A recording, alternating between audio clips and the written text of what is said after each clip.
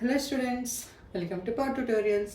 So ఈరోజు మనం chapter 1 real numbers యొక్క ఎక్సర్సైజ్ 1.3 ప్రతి క్వశ్చన్ సాల్వ్ చేద్దాం. అలాగే ఏదైనా డౌట్స్ ఉన్నా కాన్సెప్ట్స్ ఉన్నా కూడా ఇది ఈరోజు డిస్కస్ చేద్దాం. సో మన తెలంగాణ స్టేట్ బోర్డ్ సంబంధించింది కాబట్టి మనం తెలుగులో ఎక్స్ప్లెయిన్ చేస్తున్నాను, ఎందుకంటే ఇది ప్రతి ఒక్కరికి అర్థమయ్యేలాగా ఉంటుంది. సో మనం స్టార్ట్ చేద్దాం క్వశ్చన్స్. ఇది స్టార్ట్ చేసే ముందు ఒకవేళ ఈ వీడియో మీరు మొదటిసారి చూస్తే నేను ఒకసారి నా ప్రీవియస్ పార్ట్ 1, పార్ట్ 2, పార్ట్ 3 ఆ 3 పార్ట్స్ కూడా ఒకసారి చెక్ చేయమని చెప్తాను. ఎందుకంటే పార్ట్ 1లో రియల్ నెంబర్స్ అండ్ ఏంటని ఎక్స్ప్లెయిన్ చేస్తాను, పార్ట్ 2లో ఎక్సర్సైజ్ 1.1 గురించి చెప్పాను, పార్ట్ 3లో ఎక్సర్సైజ్ 1.2 గురించి ఉన్న ప్రతి క్వశ్చన్ని సాల్వ్ చేస్తాను. సో ఈ విధంగా మనం ఒక్కొక్క ఎక్సర్సైజ్ చెప్తూ వెళ్తున్నాను ప్రతి వీక్. నేను కుదిరితే నెక్స్ట్ వీక్ నుంచి కుదిరితే 2 ఎక్సర్సైజెస్ కూడా చెప్పడానికి ట్రై చేస్తాను. సో లెట్స్ సీ ఈరోజు మన ఎక్సర్సైజ్ 1.3లో ఉన్న ప్రతి క్వశ్చన్ ఒక్కొక్కటి ఎలా సాల్వ్ చేద్దాం, దీంట్లో సంబంధించిన కాన్సెప్ట్స్ కూడా మనం ఏమంటాం డిస్కస్ చేద్దాం.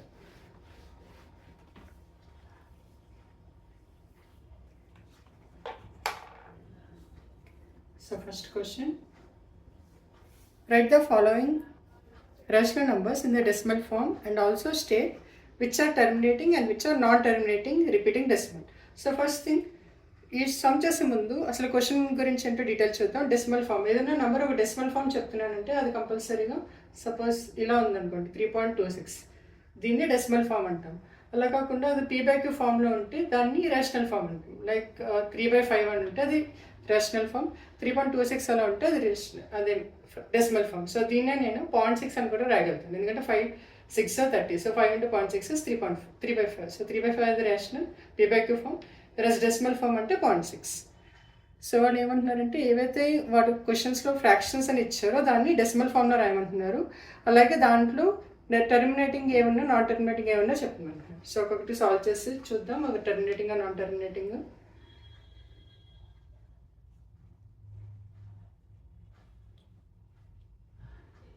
So first question 3/8. సో మనం 8తో 3ని డివైడ్ చేయాలి. సో ఆబ్వియస్లీ అవ్వదు కాబట్టి 0 పాయింట్ పెట్టుకుంటే దీనికి 30 అవుతుంది. సో ఏ టేబుల్లో 30 దగ్గరలో ఏముంది, 8 3 is 24, 6 60. ఏ టేబుల్లో 60 దగ్గరలో 56 ఉంది, 8 7 is 56, 40. ఏ టేబుల్లో 40 ఉంది, 8 5 is 40. సో మీరు అబ్జర్వ్ చేస్తే ఇక్కడ ఆగిపోయింది, దీని తర్వాత నెంబర్స్ లేవు. సో ఏదైతే ఒక వాల్యూ అనేది మనం రిపీట్ అవ్వకుండా ఉంటే దాన్ని నాన్ టర్మినేటింగ్ అంటారు. ఒకవేళ రిపీట్ అవుతుంటే దాన్ని టర్మినేట్. సో ఇక్కడ మీరు అబ్జర్వ్ చేస్తే ఇక్కడ స్టాప్ అయిపోయింది కాబట్టి ఇది టర్మినేటింగ్. సో దీని వాల్యూ 0.375, దీని డెసిమల్ ఫామ్. అలాగే ఇది టర్మినేటింగ్ నాన్ టర్మినేటింగ్ అంటే టర్మినేటింగ్ అంటే ఎండింగ్ ఉండేదాన్ని టర్మినేటింగ్ అంటారు. So this is a terminating decimal. So second one చూద్దాం.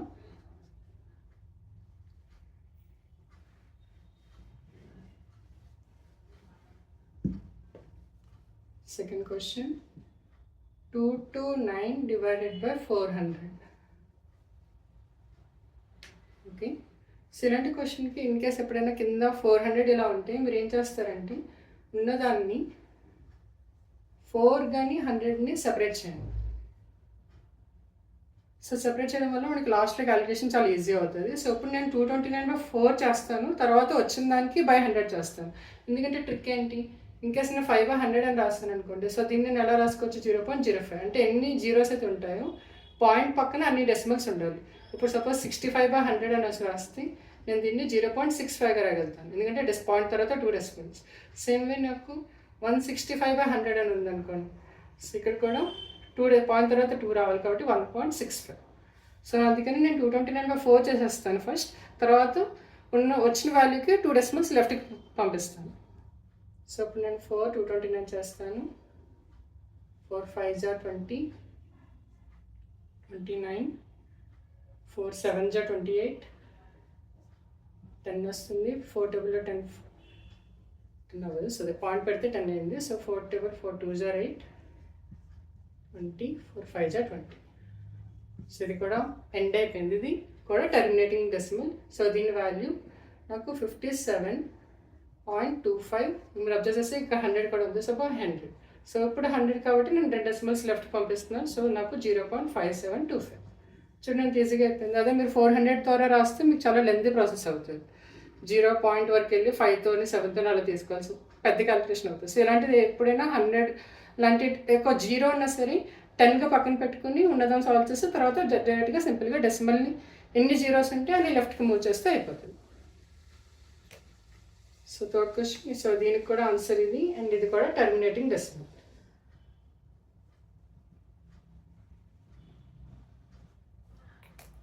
ఓకే, సో థర్డ్ క్వశ్చన్ చూద్దాం.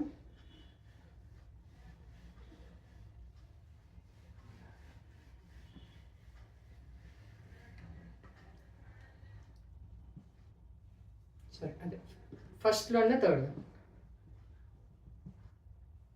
4 1/5. సో ఇలా ఎప్పుడైనా రాస్తే దీన్ని మిక్స్డ్ ఫ్రాక్షన్ అంటారు.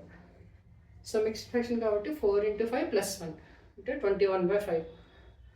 సో దీన్ని డెసిమల్గా మార్చుకోవాలి. 5 4 × 21, పాయింట్ పెడితే 10 ఎన్ని జీరోస్ అని పెట్టుకోవచ్చు, ఎందుకంటే పాయింట్ పెట్టాను కాబట్టి. 5 2 × 10. So the value 4.2, and this is also this is also terminating. Ending unte terminating, ending లేకపోతే non terminating. Next fourth one 2/11. So 11 కంటే చిన్నది కాబట్టి 0 పాయింట్ పెట్టుకుంటే 20 అవుతుంది. 11 1s 11, 90, 11 8s 88, 20. సో ఇక్కడ మీరు అబ్జర్వ్ చేయండి, మళ్ళీ 20 వచ్చింది. సో ఇక్కడ మళ్ళీ 1 18, సో 11 1s 11, మళ్ళీ 9, సో 90 అవుతుంది. మళ్ళీ 11 8s 88, 20 11 88. సో ఇది రిపీట్ అవుతుంది. సో ఇక్కడ మీరు అబ్జర్వ్ చేస్తే ఇక్కడ ఎండింగ్ అనేది లేదు. So compulsory it's non terminating number. So ఎప్పుడైతే రిపీటింగ్ ఉంటుందో, ఏవైతే రిపీట్ అవుతుందో దానిపైన బార్ పెట్టాలి. సో ఇలా పెట్టడం వల్ల ఏంటంటే దీని వాల్యూ 0.18181818 అని సో. సో ఇది non terminating number.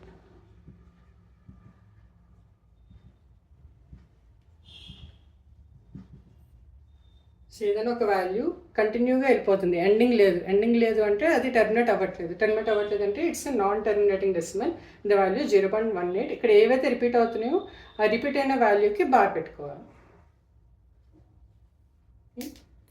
So fifth one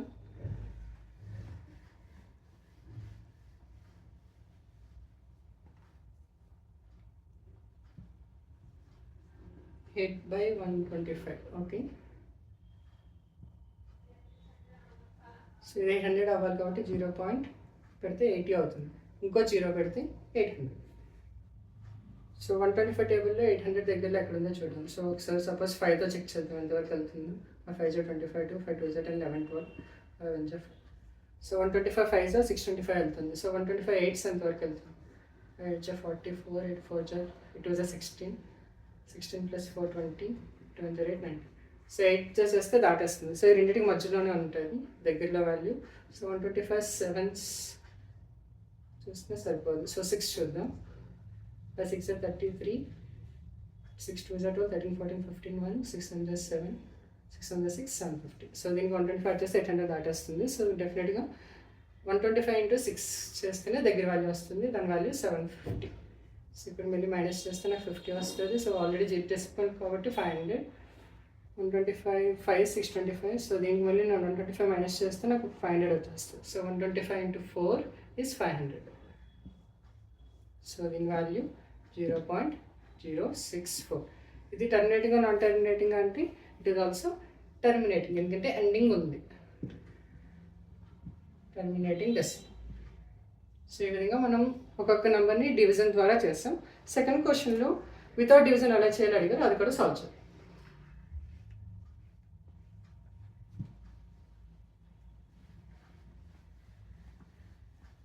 చేద్దాం. సో సెకండ్ క్వశ్చన్ ఏంటంటే without performing division state whether the following natural numbers will be have a terminating decimal form or non terminating decimal form. So ఇక్కడ మనం terminating non terminating కనుక్కోవాలంటే మనకి డినామినేటర్లో ఏమైనా cancel అవుతుందో check చేసి మిగిలిన term ఒకవేళ ఏదైతే మిగులుతుందో దాన్ని ప్రైమ్ ఫ్యాక్టర్స్ చేయాలి. ప్రైమ్ ఫ్యాక్టర్స్ చేసిన తర్వాత అది 2m × 5m అంటే ఇలా ఉండాలి.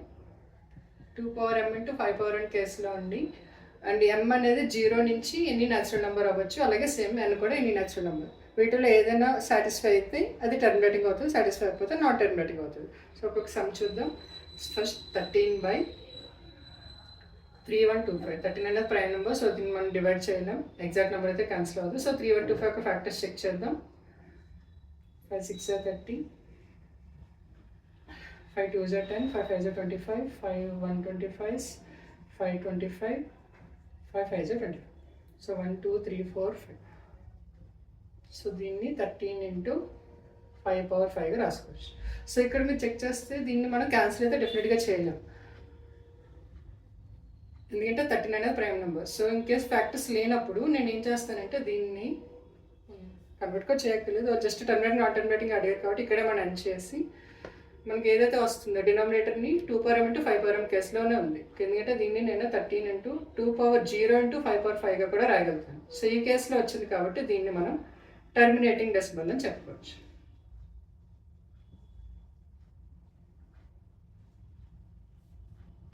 సో సెకండ్ వన్ చూద్దాం.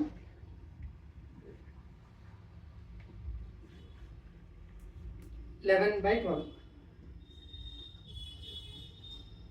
సో 11 కూడా ప్రైమ్ నెంబర్, సో అది దీంతో అయితే డివైడ్ అవ్వదు. సో 12 నేను 3 ఇంటూ 4 లేదా 3 ఇంటూ 2 ఇంటూ 2గా రాసుకోవచ్చు. సో ఇక మీరు అబ్జర్వ్ చేస్తే డినామినేటర్ నాకు 2² ఇంటూ 3 వస్తుంది. సో ఇది ఈ ఫామ్కి మ్యాచ్ అవ్వట్లేదు కాబట్టి నాన్ టర్మినేటింగ్.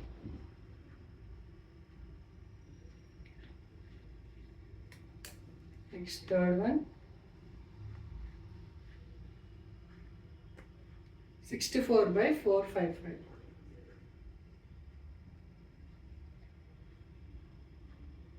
ఈవెన్ నెంబర్, ఇదేమో ఆడ్ నెంబర్స్ కాబట్టి డెఫినెట్గా కామన్ ఫ్యాక్టర్ అయితే ఉండవు, క్యాన్సిల్ చేయడం దీంతో నేను. సో కాబట్టి 455ది ఫ్యాక్టర్స్ ఏముండా చెక్ చేద్దాం.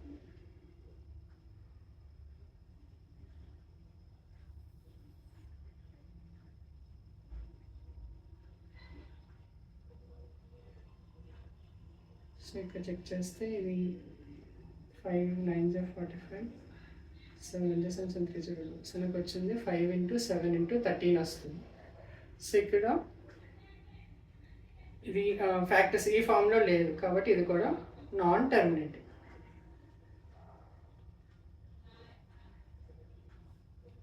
నెక్స్ట్ ఫోర్త్ వన్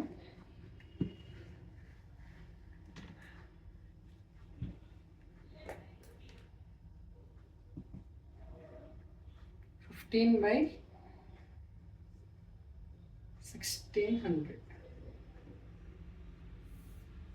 సో మీరు అబ్జర్వ్ చేస్తే న్యూమరేటర్కి డినామినేటర్కి ఒక కామన్ ఆల్రెడీ ఉంది. సో నేను 3 ఇంటూ 5గా దీన్ని రాసుకుంటే దీన్ని నేను 5 ఇంటూ 600కి ఫ్యాక్టర్స్ తీసుకున్నాను, మీకు అప్పుడు ఈజీ అవుతుంది. 800, 400, 200s, 200, 250, 225.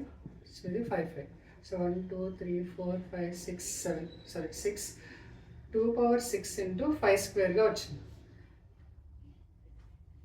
సో దీన్ని నేను 15/2/6 ఇంటూ 5². సో మీరు అబ్జర్వ్ చేస్తే 15ని కూడా నేను 3 ఇంటూ 5గా రాసుకోగలుగుతాను. సో ఇక్కడ 5 ఇది క్యాన్సిల్ అయిపోతున్నాయి. సో నాకు వచ్చిన వాల్యూ 3/2/6 ఇంటూ 5. సో ఇప్పుడు అబ్జర్వ్ చేస్తే ఇది సేమ్ ఫామ్లో ఉన్నాయి కాబట్టి టర్మినేట్. సో ఇక్కడ మీరు ఒక చెక్ చేసుకోవాల్సింది ఏంటంటే ఇన్కేస్ ఏదైనా న్యూమరేటర్కి డినామినేటర్కి కామన్ ఫ్యాక్టర్ ఏమైనా ఉందో లేదో చెక్ చేయండి. ఇన్కేస్ కామన్ ఫ్యాక్టర్ ఉంటే క్యాన్సిల్ చేసి దాని తర్వాత చెక్ చేయండి. ఓకే, సో ఫిఫ్త్ వన్ చూద్దాం.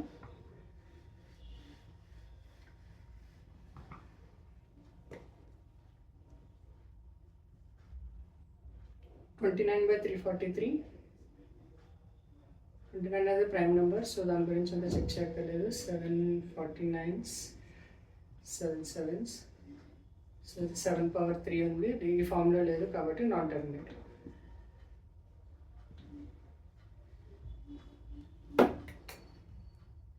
Next sixth one 23/2³ into 5². 23 కూడా ప్రైమ్ నెంబర్, సో దాని ఫ్యాక్టర్స్ కామన్ ఫ్యాక్టర్స్ ఉండవు. సో ఇదేమో దీని ఫార్ములానే ఉంది. So direct answer it's a terminating decimal.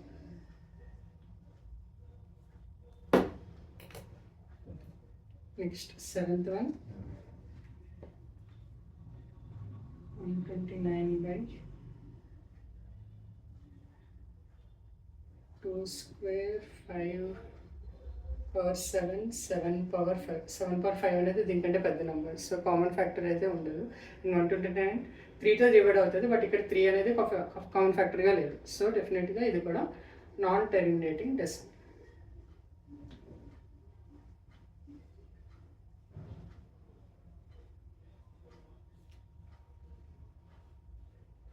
In case pi number 7 power 5 multiply అయితే మనం దాన్ని కూడా క్యాన్సిల్ చేసుకుని అప్పుడు కూడా చెప్పవచ్చు ఇట్స్ ఎ టర్మినేటింగ్ అని. బట్ ఇక్కడ 7 power 5 కంటే డెఫినెట్గా చిన్న నెంబరే, అండ్ ఇది డివిజిబుల్ కూడా అవ్వదు, కాబట్టి non terminating decimal. Next 8th one, చూడండి 9/15. సో 9/15 నేను రెండింటికి ఫ్యాక్టర్స్ రాద్దాం. 3 × 3 అవుతుంది, ఇక్కడేమో 3 × 5 అవుతుంది. సో నేను 3 క్యాన్సిల్ చేస్తే నాకు వచ్చిన వాల్యూ 3/5. సో ఇది కూడా ఈ ఫామ్లో ఉంది. సో ఎలా రాయొచ్చు నేను 3/2^0 × 5^1. సో ఇది కూడా దాని యొక్క ఫామ్లో ఉంది, కాబట్టి it is also terminating decimal. So only denominator మాత్రమే చేయకండి, న్యూమరేటర్ కూడా చెక్ చేసి ఇన్కేస్ కామన్ ఫ్యాక్టర్ ఏమైనా ఉంటే క్యాన్సిల్ చేసి దాని తర్వాత చెక్ చేయండి.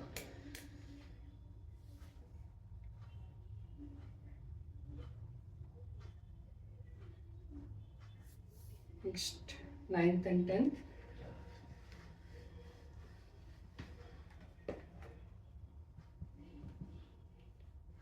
(36/100).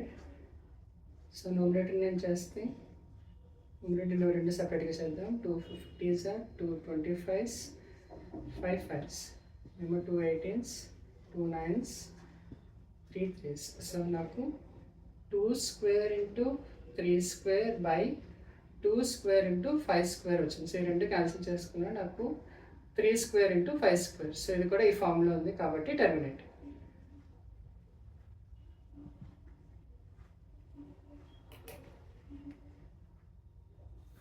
నెక్స్ట్ 10th one,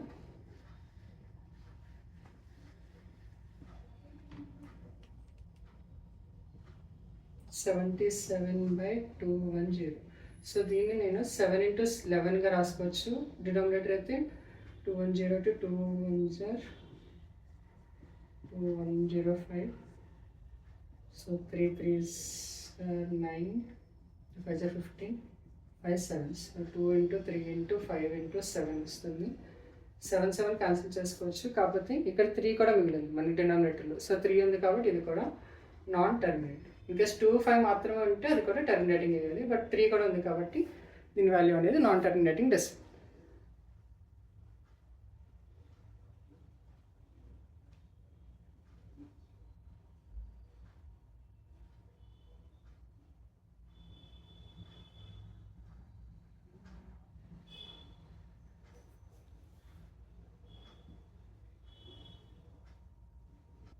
సో ఇప్పుడు థర్డ్ క్వశ్చన్ చూద్దాం.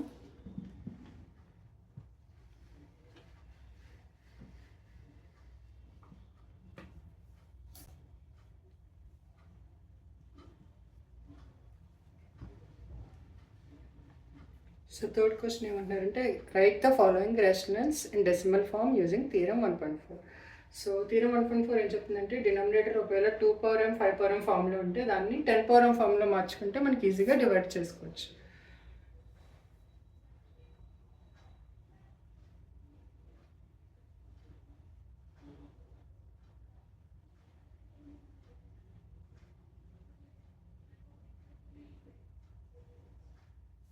సో 13/2.5 కాబట్టి 25ని నేను 5 × 5గా రాసుకోవచ్చు. సో 5 square అవుతుంది, బట్ నాకు 10 ఫామ్లో రాసుకుంటే ఈజీగా టర్మినేట్ చేసుకోవచ్చు కాబట్టి నేను 2 square / 2 squareతో మల్టిప్లై చేస్తున్నాను. సో నాకు ఇప్పుడు 13 × 4/5 × 2 రెండు పవర్స్ సేమ్ ఉన్నాయి కాబట్టి లోపల మల్టిప్లై చేసేసుకోవచ్చు.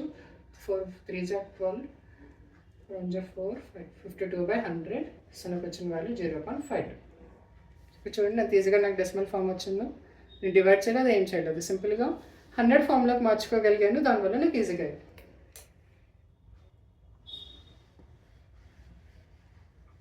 సేమ్ అలాగే ఇప్పుడు 3లో ఉన్న సెకండ్ వన్ 15/16. సో ఇది కూడా కొంచెం సింపుల్గా రాస్తే 2/4 అవుతుంది, ఎందుకంటే 2/4 is 16. సో దీన్ని నేను ఇంటూ 5/4/5/4 చేస్తే నాకు 15 ఇంటూ 5/4/10/4 వస్తుంది.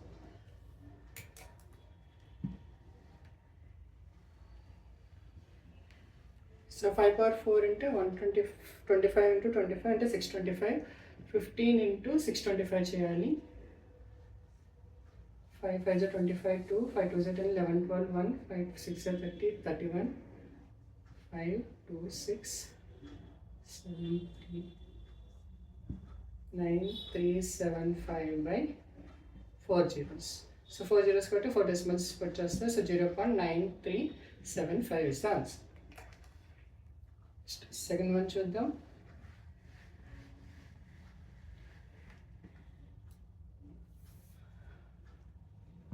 (23/2 cube into 5 square). సో ఇక్కడ రెండు సేమ్ లేదు కాబట్టి సింపుల్గా 5 into 5తో మల్టిప్లై చేసేస్తే నాకు కింద 10^3 అయిపోతుంది. So 23 into 5 5 3 15 5 10 11/10^3 into 3 zeros. So సింపుల్గా 0.115 is the answer. నెక్స్ట్ థర్డ్లో fourth one 7218/3 square into 5 square. So first 7218 factors check చేయండి, ఏదైనా డైరెక్ట్గా డివిజిబుల్ అవుతాయేమో. దీన్ని 3తో డివైడ్ చేస్తాం. 3 2s are 6, 3 4s are 12, 3 6 are 18, 3 8s are 24, 3 2s are 6, 2 4 0 1 8 అవుతుంది. 3 4 అవుతుంది. 7 7 5 35, 7 35 51 70 కూడా అవుతుంది. సో నాకు వచ్చే value 3 6 3 6 18. Okay 3 okay 3. So 3 into 3 into 2 into 401/3 square into 5 square. So ఇక్కడ అబ్జర్వ్ చేస్తే 3 square ఉంది, ఇక్కడ 3 square ఉంది. రెండు క్యాన్సిల్ చేసుకుంటే నాకు 0 0 4 2s are 8 802/25. సో దీన్ని నేను ఇంటూ 2 square into 2 square చేస్తాను. సో నాకు వచ్చే value 4 2s are 8 0 4 8 32 3208/5 square into 2 square కాబట్టి 10 square రాసుకుంటాను. సో 100 కాబట్టి 2 decimals. So answer 32.08. Next fifth one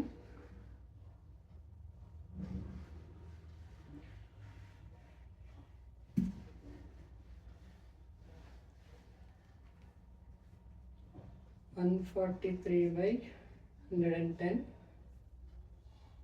so 110ని నేను 143ని ముందు ఎలా రాసుకోవాలో చూద్దాం. 143ని నేను 11తో డివైడ్ చేసాను. 11 ఫ్యాక్టర్స్ చెక్ చేస్తే నాకు 11 into 13 వస్తుంది. కింద నేను 11 into 10గా రాసుకోవచ్చు. సో ఈ రెండు కూడా క్యాన్సిల్ అయిపోతాయి. So 13/10. So direct answer 1.3. So nominator కూడా చెక్ చేసుకోండి. ఇన్ కేస్ మీరు నోమినేటర్ చెక్ చేసుకోకపోతే డినామినేటర్లో 5 2 కాకుండా వేరే ఫ్యాక్టర్ కూడా ఉంది అని చెప్పి మనం మల్టిప్లై చేయడం లేదంటే వేరేగా ఆలోచించాల్సి వస్తుంది. కాబట్టి డెఫినెట్గా నోమినేటర్ని కూడా స్ప్లిట్ చేసి ఇన్ కేస్ కామన్ ఫ్యాక్టర్ ఉంటే రిమూవ్ చేసుకోండి, దాని తర్వాత చెక్ చేయండి. సో ఇప్పుడు ఫోర్త్ క్వశ్చన్ చూద్దాం. సో ఫోర్త్ వన్ నేను చెప్తానంటే express the following decimals in form of feedback ఫామ్లో రాసుకోవాలి. Okay so first one 43.123. So మీరు అబ్జర్వ్ చేస్తే ఇట్స్ టెర్మినేటింగ్ డెసిమల్, అంటే దీనికి ఒక ఎండింగ్ అనేది ఉంది. సో దీనికి వెరీ ఈజీగా చేసేసుకోవచ్చు. సింపుల్గా 123 ఎన్ని డెసిమల్స్ ఉంటే అన్ని జీరోస్ పెట్టేసుకో. సో 3 డెసిమల్స్ కాబట్టి 3 zeros. సేమ్గా సెకండ్ వన్ కూడా 0.12012001 1 2 3 4 5 6 7 డెసిమల్స్ ఉన్నాయి కాబట్టి 1201/7 zeros. 2 2 3 4 5 6 7. దీని ఆన్సర్ పీపీక్యూ ఫామ్లో పెట్టుకున్నాం. What reduce it to smallest decimal అలా ఏం చెప్పలేదు, సింపుల్గా పీపీక్యూ ఫామ్లో రామని కూడా రాసుకున్నాం.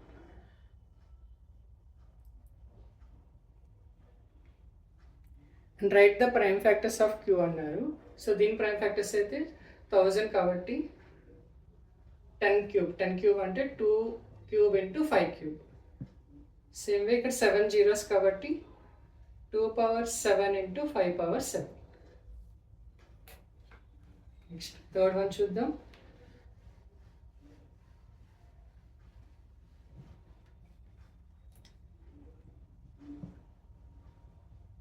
సో థర్డ్ వన్ మీరు అబ్జర్వ్ చేస్తే పైన బార్ పెట్టారు. సో ఏదైనా డెసిమల్స్లో బార్ ఉందంటే దాని అర్థం it's repeating and non terminating decimal. So దీన్ని నేను 43.121212 సో వన్గా రాసుకోవచ్చు. సో ఇలాంటి దాన్ని మనం డైరెక్ట్గా పీపీక్యూ ఫామ్లో 1000 ప్రకారంగా చేయలేము, ఎందుకంటే దీనికి ఎన్ని డిజిట్స్ ఉన్నా తెలియదు. ఇట్స్ నాన్ టెర్మినేటింగ్, ఎన్నైనా ఉండొచ్చు. కాబట్టి ఇలాంటి దానికి సింపుల్గా అలా ప్రాసెస్ ఏంటంటే ఫస్ట్ ఎన్ని నెంబర్స్ పైన బార్ ఉందో చూడాలి.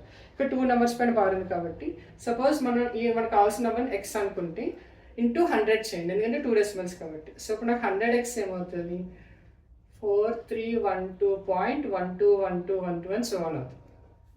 సో దీన్ని 1 అనుకోండి, దీన్ని 2 అనుకుందాం. సో 2 - 1 చేద్దాం. 2 - 1 చేస్తే 100x - x కాబట్టి 99x అవుతుంది. సో సింపుల్గా నేను కొన్ని డెసిమల్స్ తీసుకుంటా, 4312.12 అండ్ సో వన్. ఇక్కడ 43.12 అండ్ సో వన్. మీరు అబ్జర్వ్ చేస్తే డెసిమల్స్ ఎగ్జాక్ట్గా సేమ్ కాబట్టి 0.0 12 ఓకే ఇది 12 - 3 అనేది 9 అవుతుంది. ఇక్కడ 0 30 - 4 అంటే 26. నాకు వచ్చిన వాల్యూ 4269.0. సో నా ఎక్స్ వాల్యూ అంటే నాకు కావాల్సిన డెసిమల్ వాల్యూ ఏదైతే ఉందో ఇప్పుడు నాకు 4269/99 అనేది వచ్చింది. సో వాళ్ళు డినామినేటర్గా ప్రైమ్ ఫ్యాక్టర్స్ ఏమన్నారు. సో డినామినేటర్ చేస్తే నాకు 3² × 11 వస్తుంది. చెక్ చేయండి. 9ని నేను 99ని 9 × 11గా రాసుకోవచ్చు, 9ని 3² × 11. సో మీరు అబ్జర్వ్ చేస్తే న్యూమరేటర్ ఇప్పుడు ఆబ్వియస్లీ ఫ్యాక్టర్స్ ఉండవు 3తో, అందుకని క్యాన్సిల్ అవ్వట్లేదు. సో ఇక్కడ మీరు అబ్జర్వ్ చేస్తే 2, 5 కాకుండా వేరే ఫ్యాక్టర్స్ ఉన్నాయి, వేరే ప్రైమ్ ఫ్యాక్టర్స్ ఉన్నాయి కాబట్టి అందుకని ఇది నాన్ టెర్మినేటింగ్ నెంబర్ అయింది. సో సేమ్ ఇలాగే నెక్స్ట్ క్వశ్చన్ కూడా ఉంది, అది కూడా సాల్వ్ చేద్దాం. సో నాన్ టెర్మినేటింగ్ ఉంటే ఎన్ని నంబర్స్ పైన అది బార్ అనేది ఉందో దాని ప్రకారంగా అన్ని జీరోస్ నెంబర్ అంటే ఒక బార్ ఉంటే 10తో, 2 నెంబర్స్ ఉంటే 100తో అలా మల్టిప్లై చేసి దాన్ని సబ్ట్రాక్ట్ చేస్తే మనకు కావాల్సిన వాల్యూ వచ్చేస్తుంది. సో ఫోర్త్ వన్ కూడా చూద్దాం. 0.63 బార్ కాబట్టి ఇది 0.6363 అండ్ సో వన్. సో దీని ఎక్స్ అనుకోండి. ఇక్కడ 2 నెంబర్స్ మల్టిప్లికేషన్ కాబట్టి 100x ఇంకోటి తయారు చేద్దాం అంటే ఇంటూ 100 చేయడం వల్ల. సో నాకు 63.6363 అండ్ సో వన్ వస్తుంది. సో దీన్ని 1 దీన్ని 2 అనుకుందాం.